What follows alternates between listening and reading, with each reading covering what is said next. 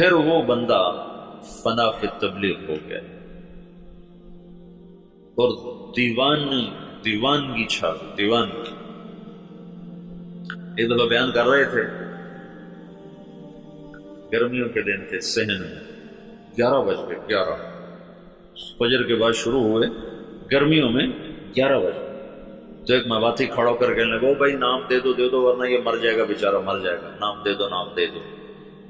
ایسی دیوانگی چھا گئی تھی اور کوئی شکل نہیں، کوئی جانتا نہیں. اور آگے سامنے میواتی ہیں جن کو دین کی خبر ہی کوئی، کلمہ نماز کا نہیں پتا تو دعوت کیسے دیں.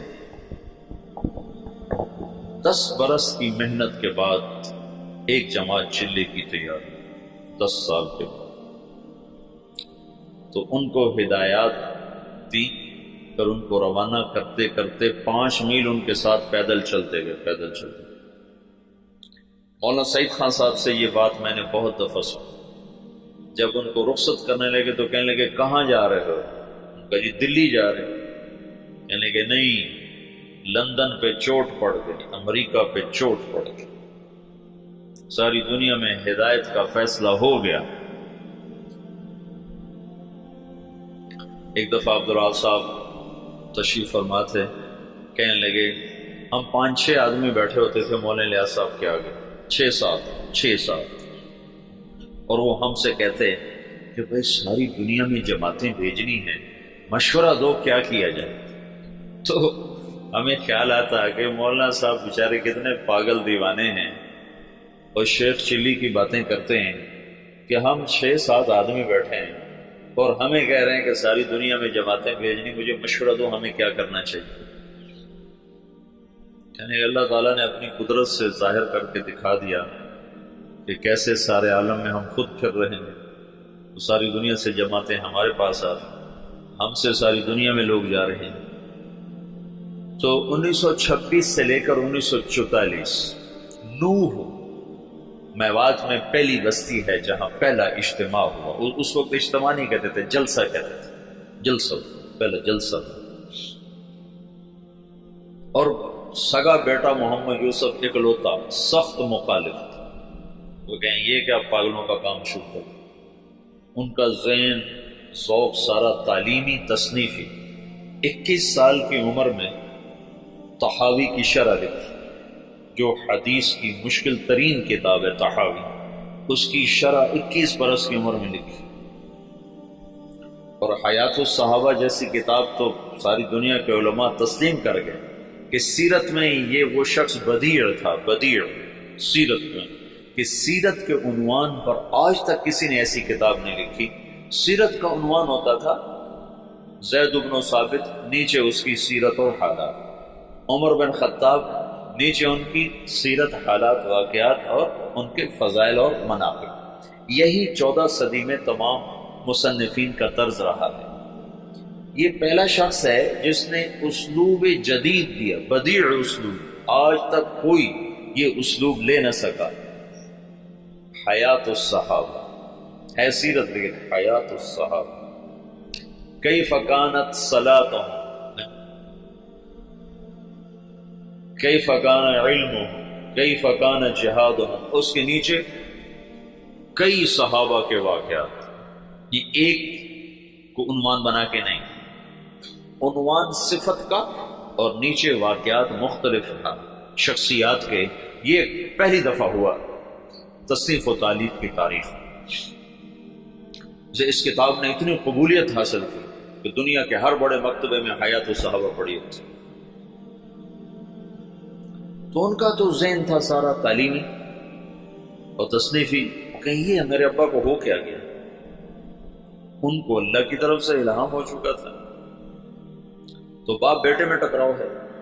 مولانا انعام صاحب رحمۃ اللہ علیہ، مولانا احتشام صاحب رحمۃ اللہ، یہ حضرت مولانا الیاس صاحب کے ساتھ مولانا الیاس صاحب رحمۃ اللہ، اب مولانا سعید احمد خان صاحب، یہ ساتھی ہم نوا.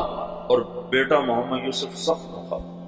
میاں جی بدر الدین رحمۃ اللہ علیہ تھے، میں ان سے ملا تھا نظام الدین میں، 82-83 میں گیا تھا. مجھ سے کہنے لگے کہ ہمیں مولانا الیاس صاحب بھیجتے کہ جاؤ یوسف کو کارگزاری سناؤ. شاید اس کا کوئی دل نرم پڑے. تو جب ہم جاتے تو اپنے لکھنے پڑھنے میں لگے ہوتے تھے تو ہمیں دیکھتے ہی کہتے مجھے پتہ چل گیا تمہیں بوڑھے نے بھیجا ہے کہ جاؤ اس کو کارگزاریاں سناؤ، بھاگ جاؤ، میرے پاس کوئی وقت نہیں تمہاری فضولیات سننے کے. کہ ہمیں بھگا دیتا تھا مولوی سے، کہتا تھا مجھے پتہ ہے تمہیں بڈھے نے بھیجا ہے کہ جاؤ اسے کہانیاں سناؤ، میں نہیں آتا تمہاری کہانی. بیٹا ایسے مخالف. اور علماء عوام خواص بھول چکے تھے کہ دعوت فرض منصبی ہے. وَكَذَلِكَ جَعَلْنَاكُمْ أُمَّةً وَسَطًا لِتَكُونُوا شُهَدَاءَ عَلَى النَّاسِ. تو شہداء اللہ الناس کا فریضہ پوری امت کے ذمے ہے اور سارا عالم ہمارے ذمے. میاں جی بدر الدین، یہی بدر الدین بتاتے ہیں، میں بیان کر رہا تھا تو سامنے کچھ لوگ بیٹھے تھے 10 12 15، تو پیچھے سے مولانا الیاس صاحب آ گئے، کہنے لگے بدر الدین کن میں بیان کر رہے ہو، کن کو سنا رہے ہو، کن کو سنا رہے ہو؟ کہا جی ان کو سنا رہا ہوں. اور سامنے بیٹھے ان کو سنا رہا ہوں. تیرا بھلا ہو گیا. اونٹ کی نیت کرو. اونٹ، اونٹ میواتی زبان میں آخری کنارے کو کہتے ہیں، آخری کنارے. کہ دنیا کے آخری کنارے کی نیت کر کہ میں یہ بات دنیا کے آخری انسان تک کو سنا رہا ہوں. ایسے وہ نیت کرواتے تھے. اپنی زندگی میں 2 کمرے بنائے تھے مسجد میں داخل ہو کر، جنوب کی طرف اوپر انہیں کھڑکیاں، کھلی کھلی دروازے، اور یہ فرمایا کہ یہاں غیر ملکی مہمان جب آئیں گے تو ان کو تم نے یہاں ٹھہرانا ہے. تو وہ بیچارے ان کے مرید حیران ہوتے کہ ادھر مقامی کوئی نہیں آتا تو غیر ملکی کہاں سے ہیں.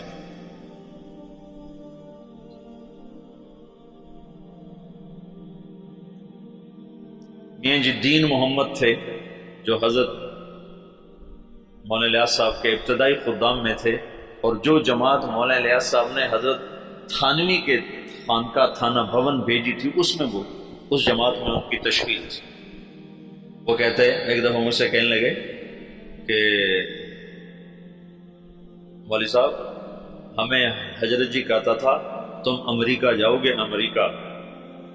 تو ہم تو اتنے سیدھے سادے دیہاتی تھے کہ ہم یوں سمجھتے تھے امریکہ دلی سے آگے کسی شہر کا نام ہے، دلی سے آگے کسی شہر کا نام ہے جو ہمیں کہتا ہے کہ تم امریکہ جاؤ گے. یہ تمہیں بعد میں پتہ چلا وہ تو دنیا ہی اور ہے جہاں وہ کہتا تو تم جاؤ گے. تو جہاز کچھ نہ کچھ اس زمانے میں چل گئے تھے، تو کبھی اوپر سے کوئی جہاز گزرتا تو اس کو میواتی میں کہتے تھے اڑن کھٹولا. تو مولانا الیاس صاحب کہتے ہیں ان اڑن کھٹولوں میں تم تبلیغ کرنے جاؤ گے. تو ہم تو گدھوں پہ سوار ہونے والے تھے. ہم کہیں مولوی یوسف مولوی الیاس ہمارا مذاق اڑاتا ہے کہ ہم تو گدھوں پہ سوار ہونے والے، ہم اڑن کھٹولوں میں کہاں بیٹھیں. تو اللہ نے ان کو اڑن کھٹولوں میں بٹھایا. تو ابتدائی ادھر 1926 میں 1918 میں مولانا الیاس صاحب آ کر بیٹھے ہیں نظام، اور 1918 میں برطانوی فوجیں مشرق وسطیٰ میں داخل ہوئی ہیں، اور 1919 میں شام فتح ہوا ہے. فرانسیسی فوجوں نے شام کو فتح کیا اور شام کو 3 حصوں میں تقسیم کر دیا. ایک کا نام سوریہ رکھا، ایک کا نام لبنان رکھا، اور ایک کا نام اردن کر دیا، اور شام کو 3 حصوں میں تقسیم کر دیا. اور 1926 میں اسرائیل کو بنانے کا منصوبہ مکمل ہو گیا کہ اسرائیل بنایا. ادھر 1926 میں دعوت کا کام چلا جس کا آخری سرا مہدی سے جا کے ملتا ہے، اور ادھر 1926 میں یہودیت کا کام چلا جس کا آخری سرا دجال کے ساتھ جا کر ملتا ہے. یہ آپس میں یہ تانے بانے میرے اپنے بنائے ہوئے ہیں، سنے نہیں ہیں، لیکن جو کچھ پڑھا ہے اس کے مطابق میں ایک ترتیب ذہن میں آئی کہ ادھر دعوت کا کام بھی ہدایت پر ختم ہو. 1964 میں پہلی جماعت گئی جو گنڈا، 1964 4 آدمی، اس میں ایک ابھی بھی زندہ ہیں، عبدالرشید صورتی صاحب جو کراچی کے امیر. تو کہنے کہ وہاں ایک بہت بڑے شیخ تھے، ان کی ہم گئے ملاقات کے، تو ان کا بہت بڑا ہال کمرہ تھا، وہ مریدوں سے بھرا ہوا، اور ایسے مراقبے میں بیٹھے تھے، ایسے بالکل گردن ایسے جھکائی. ہم 4 آدمی کمرے میں داخل ہوئے. اور یہ پہلی جماعت ہے، آج تک کوئی کسی کو پتہ ہی نہیں کہ تبلیغی جماعت پاکستان میں کوئی نہیں جانتا تھا 1964 میں، باہر کون جانتا، اور یوگنڈا۔ تو جو ہی ہم اندر داخل ہوئے تو انہیں ایک دم سر اٹھایا کہ مرحباً بجیش المہدی، مرحباً بجیش المہدی، مرحباً بجیش المہدی، 3 دفعہ انہوں نے اس کو دہرایا اور ہمارا بڑا زبردست اکرام کیا۔ تو دعوت کی انتہا وہاں جاتی ہے اور یہودیت کی انتہا دجال تک جاتی ہے۔ یہ دونوں طاقتیں جب ٹکرائیں گے تو اللہ دجالی فتنے کو ختم فرمائے گا اور ایمان اور ایمان والوں کو اللہ تعالیٰ عزت اور بلندی عطا فرمائے گا۔ یہ دونوں ایک وقت میں شروع ہوئی۔ 1926 میں جب ان کا اقتدار مستحکم ہو گیا تو انہوں نے یہ طے کیا کہ یہودیوں کو دوبارہ لا کے آباد کیا جائے اور یہاں ایک اسرائیلی یہودی ریاست بنائی جائے۔ سیہونی تحریک جس کو کہتے ہیں، سیہون ایک پہاڑ ہے جہاں داؤد علیہ السلام عبادت کیا کرتے تھے بقول ان لوگوں کے، تو سیہون کے نام سے سیہونی تحریک نے اپنا نظام چلایا تو اسرائیل وجود میں آیا۔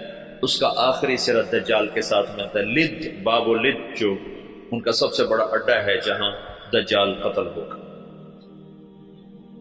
تو اللہ تعالیٰ نے مولانا الیاس صاحب رحمۃ اللہ علیہ سے دعوت کو اس وقت اٹھایا جب دعوت کے نام کو جاننے والے علماء بھی نہیں تھے، وہ بھی اسے اوپرا سمجھتے تھے اور ان کے ہاں بھی اس پر انکار شدید تھا، لیکن اس بندے کے گشتوں نے آہستہ آہستہ آہستہ آہستہ فضا کو ہموار کرنا شروع کیا۔